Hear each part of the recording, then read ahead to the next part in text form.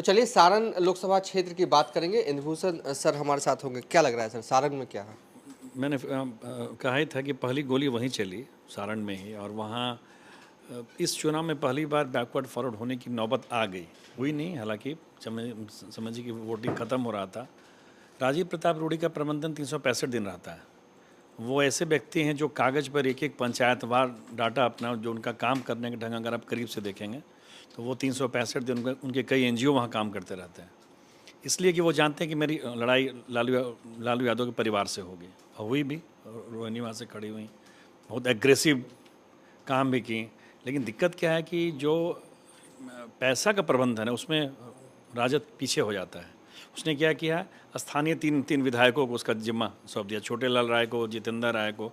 तो मान लीजिए कि एक तरफ रूढ़ी जो कि जिनका मैनेजमेंट दिल्ली तक लोग जानता है, एक तरफ रूढ़ी पैसा बहा रहे हैं, एक बूथ पर अपना काम करें, लोग लगाए हुए, और आप एक तरफ कंप्लीट छोड़ दिए कार्यकर्ताओं पर, विधायकों पर। लेकिन लालू चूँकि वहाँ बैठ गए, और मैं पहले भी कई जगह कह चुका हूँ, राजीव प्रताप रूढ़ी चाह भी रहे थे कि लालू जी आगे छपरा में बैठ जाएं। तो लालू जी बैठ जाएंगे तो मेरा चुनाव आसान हो जाएगा। मुझे ये कहने में आसानी हुई कि मैं लालू यादव से लड़ रहा हूँ, मैं जंगल राज से लड़ रहा हूँ। इसलिए आप देखेंगे पूरे चुनाव में कभी उन्होंने रोहिणी पर कुछ नहीं कहा, हमेशा लालू पर बोलते रहे। तो मेरा मानना है कि सारण में फिर एज में वही हैं, रूढ़ी हैं। मज़ेदार लड़ाई वैशाली की है। हाजीपुर चलते हैं, वैशाली पे हम बात करेंगे। हाजीपुर में क्या लग रहा हाजीपुर में भी देखिए, लग रहा था कि अगर पारस जी विरोध करते, चूँकि पारस जी ही रामविलास पासवान जी का चुनाव लड़ते रहे हैं, सारा कैडर उन्हीं के पास था। लेकिन चूँकि पारस जी ने विरोध नहीं किया, पारस जी तो इंटरनल तौर पे मुझे किसी ने कहा कि एक डायरी है उनके पास जो कि चिराग के पास नहीं है, और डायरी में सबको फ़ोन घुमा रहे थे कि ये सब क्या है, मतलब देखिए, सुनने में जो आ रहा जो उनको मिला हुआ है अभी मुगालता एनडीए की तरफ से, और जो है। कुछ मिलना है। जो जो जो केंद्र सरकार का सिस्टम है, जो इंटेलिजेंस है, वो पारस जी के पीछे 5-5 आदमी लगे हुए हैं। पारस जी चाह के भी कुछ गलत नहीं कर सकते अगर उनको कुछ पाना है तो पारस जी तो यहाँ तक आग्रह कर रहे थे कि हमको बुलाए, भतीजा मेरा नहीं बुलाया, फिर भी चिराग वहाँ से जीत रहा है। चिराग जो है वो जीत रहे हैं हाजीपुर। मुजफ्फरपुर में क्या लग रहा है, राजभूषण निषाद या अजय निषाद? मुजफ्फरपुर में मुकेश सहनी के साथ आने से अजय निषाद को एज दिख रहा था। शुरू में वो घूम भी रहे थे, यादव मुस्लिम के अलावा मल्लाह वोट उनको मिला भी है, 75% मल्लाह वोट मिला है। लेकिन वही है जो हम लोग हर बार कह रहे हैं कि मोदी के नाम के आगे लोग पीछे हो जा रहे हैं। मुन्ना शुक्ला, देखिए भूमिहार वोटर भी मुजफ्फरपुर में कई हैं, तो मुन्ना शुक्ला ने भी प्रचार किया वहाँ। हाँ, लेकिन क्या है ना कि आप कैंडिडेट को आप वोट दे सकते, लेकिन जहाँ लालटेन का नाम आएगा ना, जो भूमिहार और ब्राह्मण की जो ट्रेन जो चल रही है, जो ट्रैक चल रहा है 2005 के या 2000 से कहिए जो चल रहा है, जहाँ वो लालटेन का बात आएगा, वो पहले प्रीफर करेगा कि हम दूसरे को दें।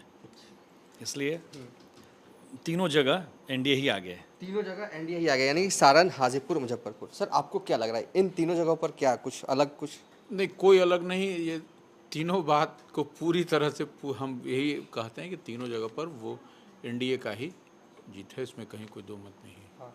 पारस ने कुछ नहीं किया हाजीपुर में चिराग के खिलाफ। पारस का कुछ चला भी नहीं और कुछ चलने वाला भी नहीं था, इसलिए हाजीपुर में चिराग पासवान अपने पिता की विरासत को बचाने की जो लड़ाई लड़े थे उसमें जीत गए, उसमें कहीं कोई दिक्कत नहीं। और सारण में रूढ़ी का जादू चला, और जो से ये कह रहे थे मैं इंद्रभूषण जी कि 365 दिन, तो हम तो कई दफ़ा हम लोगों ने कहा है कि 365 दिन 24/7 चलता है, उसमें कहाँ दिक्कत है, वो कोई इशू नहीं है वहाँ पर।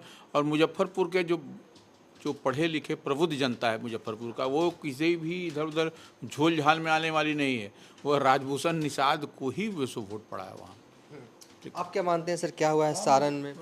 सारण में दो तरफा चीज़ें हैं, इसमें कहीं कोई शक नहीं। एग्रेसिव वोटिंग है। अगर बाप विधानसभा क्षेत्र बार देखेंगे आप तो विधानसभा क्षेत्रों में वोटिंग ज़्यादा हुई है जहाँ पर यादव की बहुलता है। ये रूढ़ी के लिए थोड़ा खतरनाक है, बशर्ते वो अपना 365 दिन चलाते हैं और रहते भी हैं, वहाँ के लोगों से कांटेक्ट में भी रहते हैं।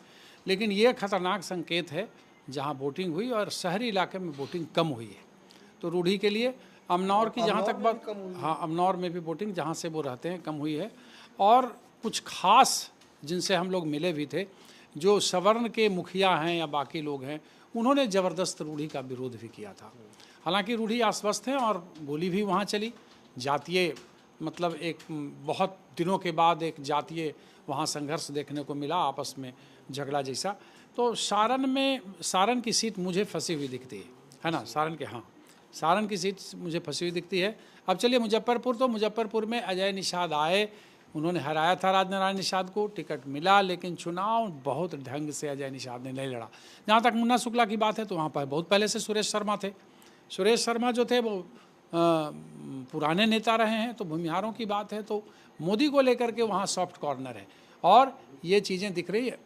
मुकेश सहनी के आने के बाद चीज़ें हुई, और उधर मुकेश निषाद भी साथ हुए थे, विकासशील कोई समाज पार्टी है उसके, तो ठीक है। लेकिन वहाँ मुजफ्फरपुर एज मिलता दिख रहा है हमें। और हाजीपुर में तो मुझे नहीं लगता है, हालांकि अंत में कुछ कुशवाहा वगैरह उन्हीं के नेता जो थे वो मीटिंग करके कुछ बात उठाने की उन्होंने कोशिश भी की, लेकिन हाजीपुर में मुझे नहीं दिखता कि रामविलास पासवान वहाँ से रहे। वहाँ उन्होंने बहुत सारा काम किया, उसका लाभ इनको मिलेगा। और मोदी वहाँ जा कर के दिखे किस तरीके से हाजीपुर में ख़ास तौर पे चिराग पासवान और रामविलास पासवान के लिए जो बातें की, उसका भी अपना एक इम्पैक्ट है। अब क्या लग रहा है, सारण, हाजीपुर, मुजफ्फरपुर? सारण की सीट काफ़ी कड़े मुकाबले में है। सारण की सीट पर अगर आप देखेंगे तो पिछला चुनाव भी जो हुआ था 1 लाख वोट से चंद्रिका राय वहाँ चुनाव हार गए थे। तो तमाम समीकरणों के बाद भी, तमाम तरीके के जो भी राजीव प्रताप रूढ़ी के प्रयास रहे थे पिछले चुनावों में भी, उन प्रयासों के बाद भी राजीव प्रताप रूढ़ी महज 1 लाख वोट से जीते थे।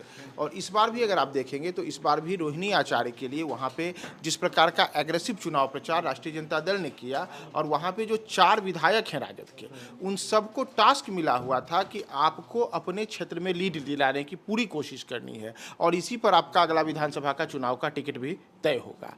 तो इसे लेकर के वहाँ पे राजीव प्रताप रूढ़ी के मुकाबले राजद ने काफ़ी जोरदार तरीके से अपने मैनेजमेंट को वहाँ पे पेश किया है। मुझे लगता है कि सारण की सीट पे एक काफ़ी फिर से नज़दीक का मुकाबला देखने को मिलेगा, और इसमें जो रिजल्ट है वो काफ़ी मामूली अंतर से वहाँ पे सामने आएगा।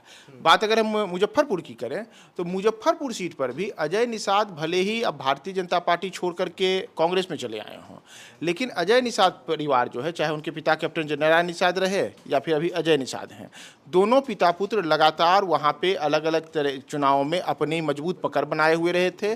और इसका असर है कि इस चुनाव में भी वहाँ पे जो यादव, निषाद और अन्य समीकरणों को उन्होंने साधा है, तो इसमें कोई बहुत आसान एज इस बार वहाँ पर एनडीए के लिए नहीं है। और अजय निषाद वहाँ पर चुनाव में उतरने से, कांग्रेस के टिकट से जो राजद वाली छवि रहती तो अलग थी, कांग्रेस का हाथ होने के कारण अजय निषाद के लिए वहाँ पर थोड़ा सा आप एज उन्हें दे सकते हैं कि पिछले चुनाव में जो उनका रहा है बेहतर प्रदर्शन, वह इस बार राजभूषण चौधरी पर उनको एज दे सकते हैं।